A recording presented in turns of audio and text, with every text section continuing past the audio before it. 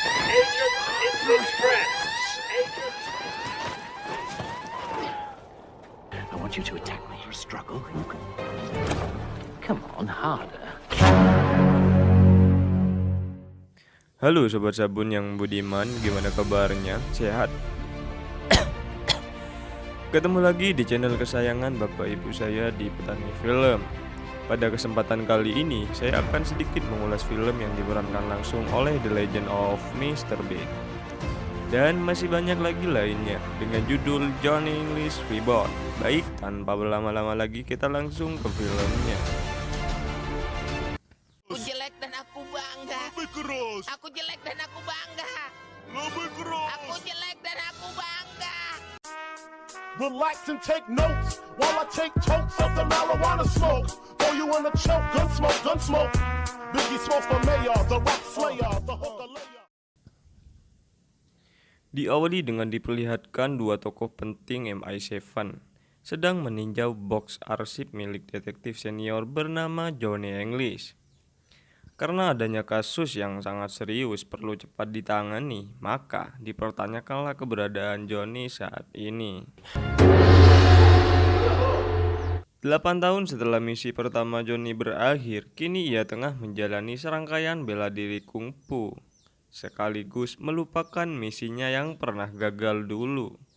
Setelah melakukan latihan yang sangat keras di Padepokan Shaolin, ia pun diuji by one melawan seniornya. Dan benar saja, hasilnya sangat mengkusfukan. Setelah keberadaannya ditemukan, MI7 memintanya untuk kembali bergabung. Namun Sang Suhu sangat khawatir dengan kemampuannya, dan pada akhirnya Sang Suhu mengizinkannya demi karirnya.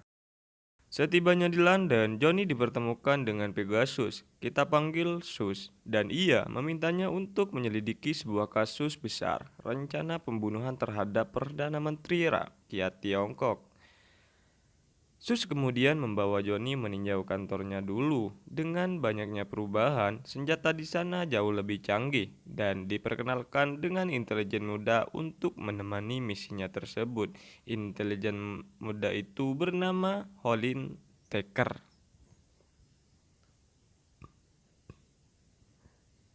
Setibanya di Hong Kong, mereka memasuki sebuah bar perjudian bernama Macau. Di sana disebutkan terdapat manusia dengan ciri khas berkacamata. Kabarnya pria tersebut dalang terdekat kasus besar pembunuhan Perdana Menteri. Namun tiba-tiba pria tersebut tersungkur ke meja judi dan mengeluarkan kode lingkaran di mana itu adalah alamat kamar hotel temannya. Dari petunjuk itulah ia bertemu dengan mantan agen CIA bernama Titus Fisher, yang ternyata dia adalah salah satu yang menggagalkan misi Johnny English dulu yang pernah gagal, dan dia merupakan tokoh utama pembunuhan terhadap Perdana Menteri Rakyat Tiongkok. Sambil mengatakan pada Johnny, jika salah satu kuncinya hilang maka tamatlah Vortex. Namun Titus tiba-tiba dibunuh oleh sang sniper bayaran Vortex.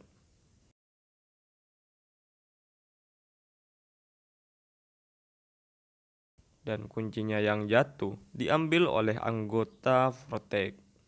Aksi kejar-kejaran pun berlangsung santai, di mana Johnny memilih menggunakan otak ketimbang otot, di mana targetnya menuruni sebuah gedung dengan menuruni pering petuk.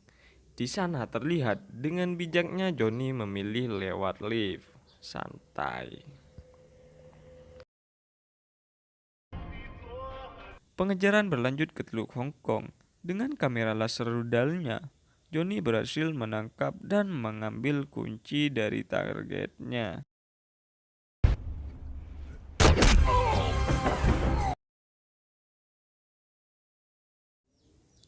Saat pulang ke London, Johnny sangat senang dengan apa yang ia dapatkan.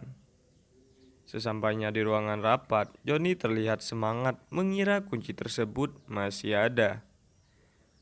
Melihat Sus dengan yang lain pada bengong, Johnny baru menyadari bahwa kopernya telah ditukar oleh pramugara samaran Vortex. Raut wajah Johnny pun cia seketika dan menanggung malunya. Tak mau ditipu kedua kali, Johnny mencurigai nenek yang sedang bersih-bersih dan langsung membekuknya.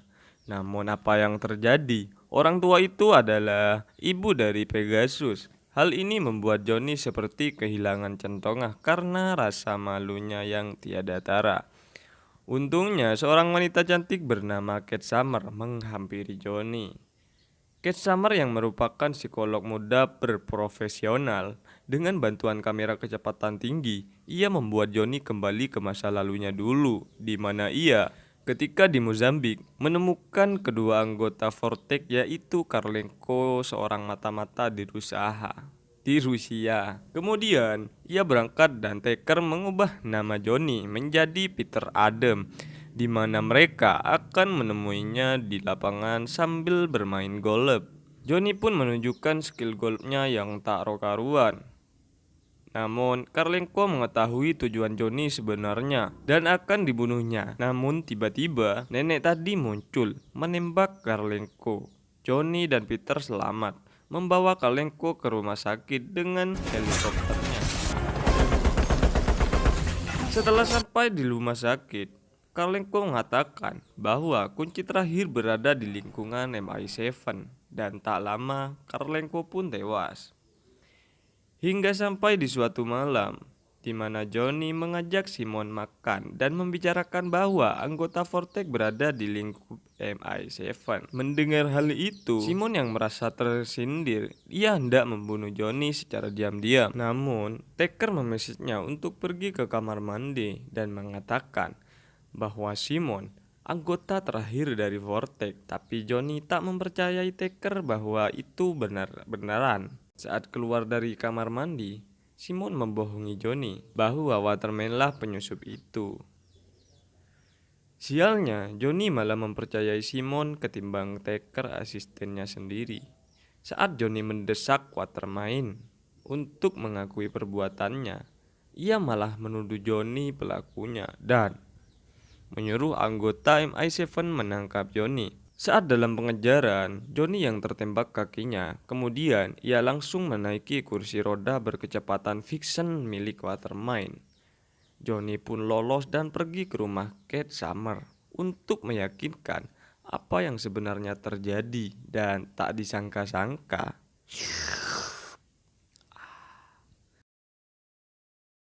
tak lama Kate dijemput oleh Simon. Dan Simon mengetahui keberadaan Johnny. Tiba-tiba ia dikagetkan dengan suara mesin Circle, dan benar saja nenek tadi membawa Shinso untuk membunuhnya. Namun ia lolos dengan helm yang basah kuyup di kepalanya. Johnny pun pergi menemui Taker dan memintanya untuk kembali bergabung. Taker yang cermat akhirnya bergabung juga dengan Johnny. Setelah sampai di markas Vortex, Johnny mencari Simon untuk mengancamnya. Dan tanpa sadar, Johnny meminum minuman yang sudah ada obatnya. Sebelum dikontrol Simon, Johnny mencoba melawan, namun gagal. Di saat Simon sudah dapat mengontrol Johnny untuk membunuh Perdana Menteri Rakyat Tiongkok, Taker dan Kate mencoba memutus komunikasi kontrol Simon dan Johnny. Sebelum menembak Perdana Menteri, Johnny mencoba melawan, membuat penyamaran Simon terbongkar. Saat menyuruh Johnny untuk menekan pelatuknya, Johnny segera berpaling dan menembak Simon yang berhasil kabur.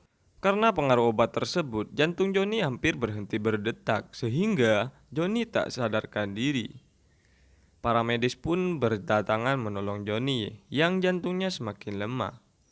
Kate pun datang dan tanpa basa-basi ia langsung melakukan aksinya. Dengan cepat Johnny tersadar dan mengatakan, "Mantap, tinggal sedikit lagi." Di antara sadar dan tidak, Kate lega dan melakukannya lagi. Setelah benar-benar sadar, Johnny kembali mengejar Simon dengan parasut tanpa skin.